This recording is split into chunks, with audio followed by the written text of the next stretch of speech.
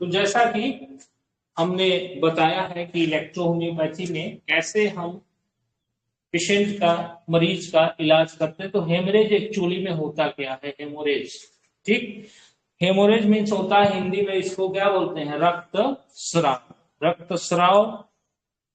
तो रक्तस्राव एक्चुअली में क्या होता है कि ब्लड सर्कुलेटरी सिस्टम, यानी कि जो ब्लड सर्कुलेटरी सिस्टम में भाग लेने वाले अवयव, यानी कि ब्लड सर्कुलेटरी सिस्टम में कौन कौन से अवयव भाग लेते हैं? तो उसमें आर्टरीज है, शिराएं हैं, केशिकाएं, ठीक, केशिकाएं जिसको कैपिलरीज हम कहते हैं। पर इंजरी, बाह्य इंजरी या आंतरिक प्रेशर, यानी कि बाह्य इंजरी या आंतरिक प्रेशर अगर उत्पन्न हो जाए और उसके पड़ने से, नियमित रूप से उसके दबाव पड़ने से आवयविक विकृति जो होती है उसको हम क्या करते हैं? ब्लीडिंग करते हैं। यानी कि क्या होता है ब्लीडिंग? तो ब्लीडिंग का हिंदी अर्थ है रक्तस्राव, ठीक।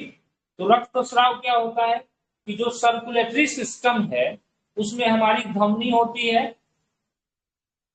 शिराएं होती हैं यानी कि आर्टरीज, वेन्स, ये दो हो गया, और कैपिलरीज, कैपिलरीज हो गया। पर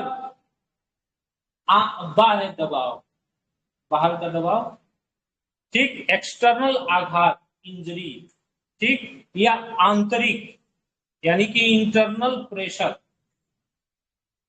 पड़ने से ट्रैक से अलग स्रावित होने वाले आवयविक विकृति को हम हेमरेज, अरे यानी कि हमारे शरीर से हेमरेज किस अवस्था में होता है? या तो हम बाहर कोई चीज कट जाए, कटेगा तो क्या कटेगा? आर्टरी या वेन्स कट जाएगी और कटने के कारण उसमें से स्राव होने लगेगा, वही तो हेमरेज। या मान लो शरीर के आंतरिक यानी कि आंतरिक भागों से स्राव होने लगे तो उसे क्या बोलते हैं? हेमरेज बोलेंगे उसको। आंतरिक भागों से, जैसे मान लो किसी को फेफड़ा से ब्लड आने लगा, किसी को कैसे ब्लड आने लगा? स्टमक से ब्लड आने लगा। हेमोराइड पाइल्स में ब्लीडिंग आने लगती है, यानी मरीज को जो बवासीर होती है उसमें भी ब्लीडिंग आने लगती है। आने समझ। उसके बाद क्या होता है कि आंत में हेमरेज हो जाए, आंतों से,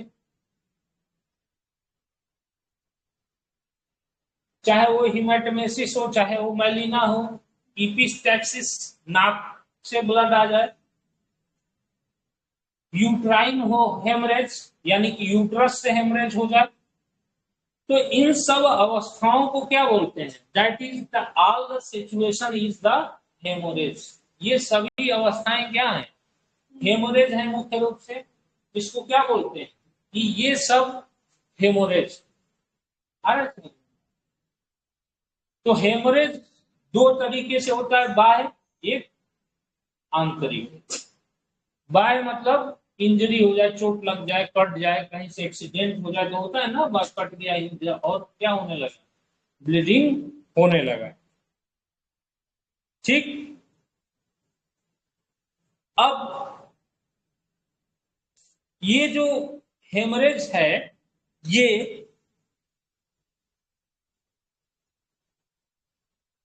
दो तरह से आता है। एक शिराओं से, जैसे कि रक्त की जो कैपिलरीज है, स्रावित केवल रेडिश होता है, चोट लगना, कट जाना, छिल जाना, रक्तहीनता या रक्त की जो स्पेसिफिक ग्रेविटी होती है उनमें अंतर। और ये प्रत्यक्ष या अप्रत्यक्ष दो प्रकार के मुख्य रूप से होते हैं। तो अब इसमें जो है इलेक्ट्रोहोम्योपैथी में इसका ट्रीटमेंट जो है वो कैसे करेंगे?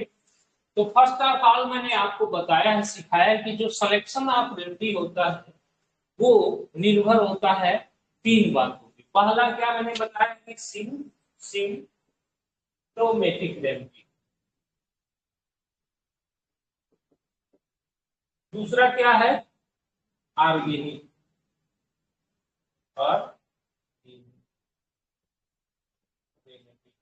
तीसरा क्या है प्रिंसिपल रेमेडी।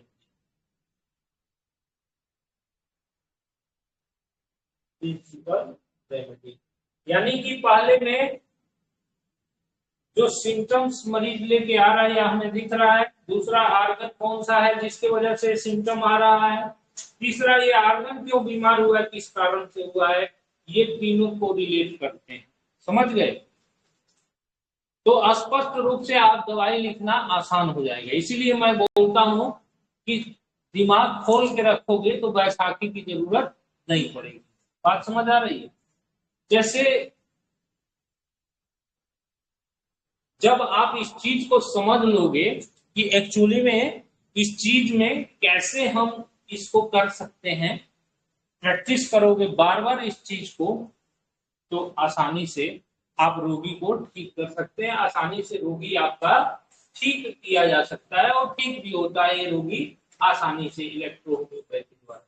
अरे तो अब मान लो ब्लीडिंग में कैसे सिलेक्शन ऑफ रेमेडी हम करेंगे, यानी कि मटेरिया मेडिका में आप पढ़ते हो दवाई को, समझ गए, लेकिन मटेरिया मेडिका में पढ़ने से इलाज तो हो नहीं जाए किसी मरीज का। क्या करना पड़ेगा कि उसको अप्लाई करना पड़ेगा।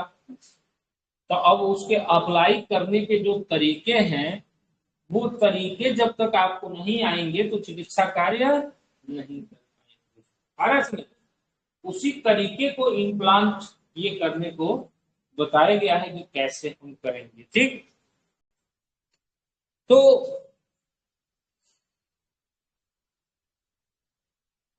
अब इसमें सिम्टम्स जो मैंने बताया कि आर्टरी या वेन से या कैपिलरी से डायरेक्ट या इनडायरेक्ट, यानी कि डायरेक्ट इंजरी से या आंतरिक प्रेशर से क्या हो ब्लीडिंग होने लगे तो उसी को हेमरेज कहते हैं। सिम्टम इसमें क्या होगा कि रक्त, शरीर से रक्त का स्राव होना। ठीक, सिम्टम तो यही होगा ना, शरीर से रक्त का स्राव। आ रहा है समझ में? यानी कि शरीर से रक्त का स्राव होना, that is the symptoms. But आगे क्या है कि उसको फिर हम मुख्य रूप से क्या जानना है कि आर्गन, ठीक, कि कौन सा अंग इन्वॉल्व होने की वजह से ये चीजें होती, कौन सा अंग इन्वॉल्व हुआ है और कारण, ये चीज है। तो इसमें जो है 2 प्रकार का मैंने बताया कि प्रत्यक्ष या अप्रत्यक्ष रूप से। ठीक, अब अगर हेमरेज होने लगे तो कई तरह के हेमरेज में कई तरह के सिम्टम्स भी आने लगते हैं। मान लो ज्यादा ब्लीडिंग हो जाए मरीज को तो क्या होता है कि तीव्र प्रकार के जो रक्तस्राव हैं, मान लो जो तीव्र प्रकार के रक्तस्राव हैं उसमें क्या होगा मरीज को, मरीज जो है चेहरे पे पीलापन आ जाएगा। अरे बात सुनो, पीला हो जाएगा चेहरा और नाड़ी अनियमित हो जाएगी, इरेगुलर नाड़ी हो जाएगी उसकी। समझ रहे हो बात? और डिफिकल्टी इन ब्रीदिंग, सांस लेने में कठिनाई होने लगी क्योंकि उसके शरीर से ब्लड निकल रहा है। जितना जल्दी से जल्दी हो सके मेजर ब्लीडिंग में तुरंत उसको इमीडिएट मैनेजमेंट की जरूरत होती है। समझ गए बात? मेजर इंजरी जो है तुरंत बंद करने की जरूरत होती है, अन्यथा शरीर से ब्लड निकल गया मरीज का और समय से अस्पताल नहीं पहुंचा तो फिर उसकी ये सिम्टम्स आने लगते हैं, यानी कि चेहरा क्या होगा, पीला होगा, पल्स जो है इरिथमेटस हो जाएगा, मतलब वो उसका स्लो इरेगुलर पल्स हो जाएगा, डिफिकल्ट ब्रीदिंग, आवाज में लड़खड़ाहट, बोलने में, निगलने में कठिनाई, शरीर के विभिन्न भागों में शिथिलता, हेमोप्लेजिया, ये सब सिम्टम्स जो हैं वो आते हैं।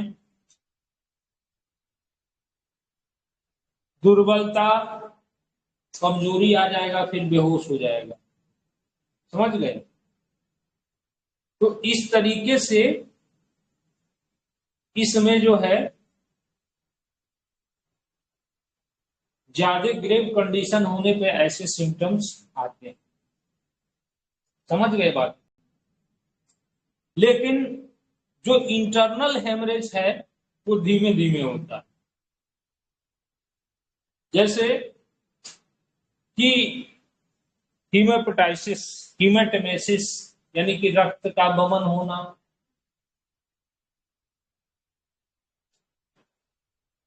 बवासीर, पाइल्स, मेनोरोजिया, मेट्रोजिया।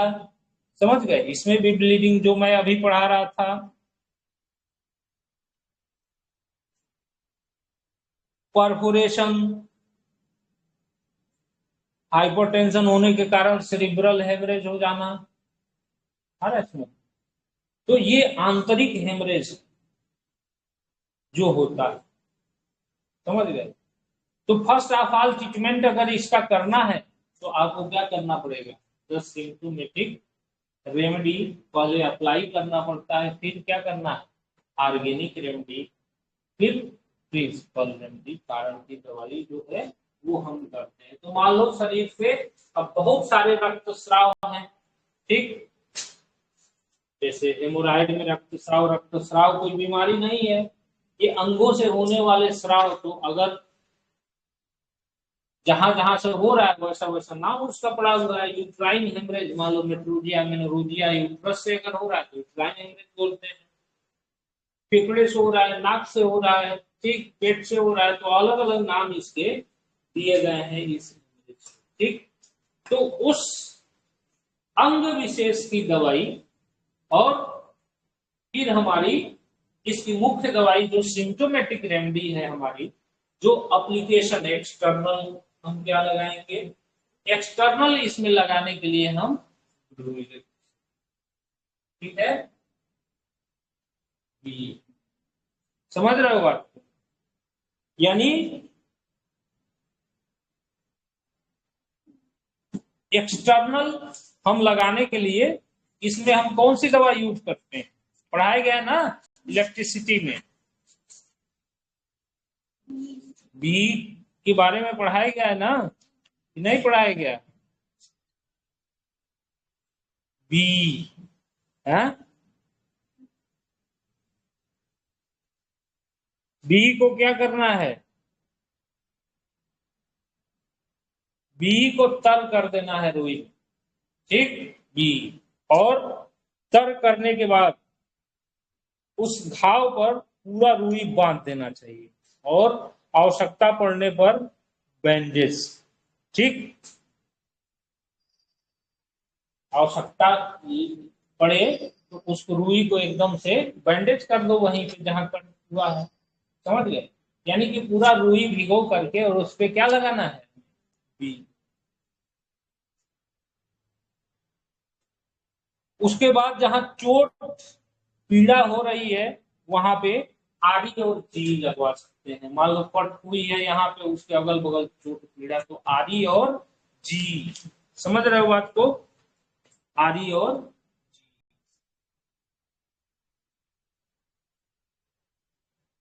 आरी और जी। समझ गए?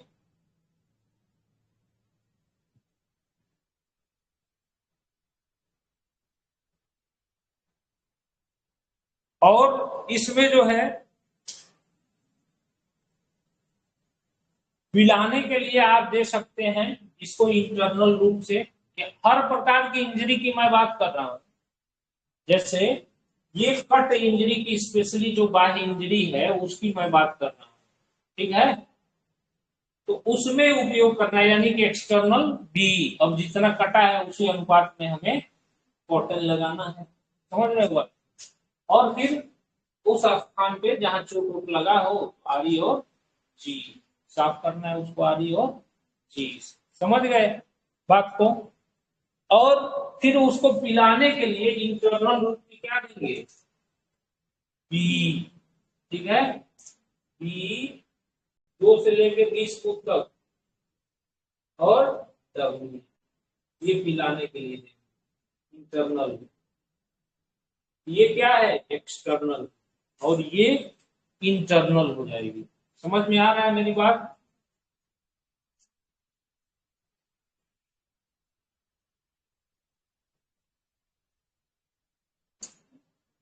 तो ये मुख्य रूप से कोई रोगी इस तरह का एक्सटर्नल कट इंजरी हुई है उसको मैं आपको बताने की कोशिश कर रहा हूं। उसके साथ मान लो मरीज को जो सिम्टम्स आ रहा है, जैसे क्या हो रहा है, घबराहट हो रहा है, बेचैनी हो रहा है, ये सब चीजें जो हैं ब्लड आने से हो जाता है मरीजों को। तो हम क्या करेंगे इसमें फिर S1 A3 F1 P1, S1 A3 P1, ठीक, P1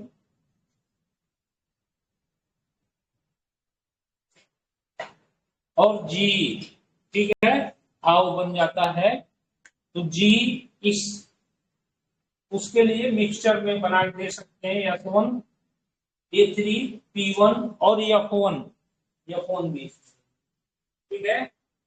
F1 ये any type of cut injury जो अकूट किसी को हो गया, मान लो अंगुली कट गया, यहाँ कट गया, वहां कट गया, थोड़ा सा गहरा कट गया, ठीक, उस अवस्था में आप ऐसे उस रोगी को मैनेजमेंट कर, समझ गए बात को।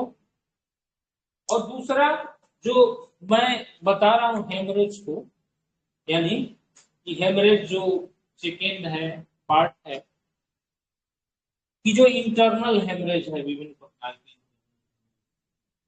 तो उसमें फिर आपको क्या करना पड़ेगा, अंग विशेष की,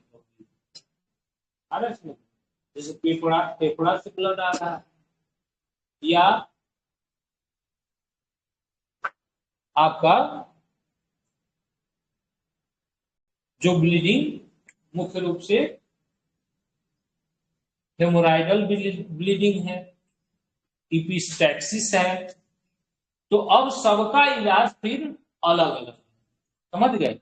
लेकिन उसमें कॉमन बी है, A1 है, A2 है, ये कॉमन, समझ गए। तो अलग अलग ब्लीडिंग का हम अलग अलग वीडियो बनाएंगे, उसको देखेंगे, पढ़ेंगे, समझेंगे, ठीक। तो आज हमने आपको इस टॉपिक पे, अब भाई इसमें कारण कुछ भी हो सकता है, कोई चाकू से काट दिया, कुछ से मार दिया, कुछ भी हो सकता है, इसमें कारण कोई ऐसा तो है नहीं जो ये हेमरेज इंजरी के द्वारा किसी को हो रहा है। बात समझ आ रही है। तो ये ट्रीटमेंट आप जो है इलेक्ट्रो होम्योपैथी में, ये हेमरेज का ट्रीटमेंट जो कट इंजरी द्वारा हो रहा है उसको आप कर सकते, ठीक है। कि कैसे किसी को ब्लीडिंग, आप कैंप में जा रहे हैं, इमरजेंसी हैंडलिंग कर रहे हैं, कहीं ड्यूटी लगी हुई है, वहां पे किसी को कट गया, तो आपके पास रहना चाहिए, समझ आना चाहिए इसको हमें क्या क्या देना। बहुत तेज टूट कट गया है तो उसको तुरंत मैनेजमेंट करवाओ अस्पताल, ठीक। लेकिन हल्का फुल्का कट पीट चोट हो तो इसी से आप राहत दे सकते हो। समझ में आ रहा है। यानी कि कैंप में भी हमारी जरूरत इसकी पड़ेगी कि मरीजों को, लोगों को कैंप में भी इन चीजों की जरूरत हमें पड़ती है देने की, कि इन दवाइयों को हम देते हैं, इन दवाइयों को अब रिपीट करवाते हैं, इन दवाइयों को हम लगवाते हैं, खिलाते हैं, पिलाते हैं, तो रोगी जो है उसको ब्लीडिंग से आराम हो जाता है, ठीक है। तो ओके, थैंक यू।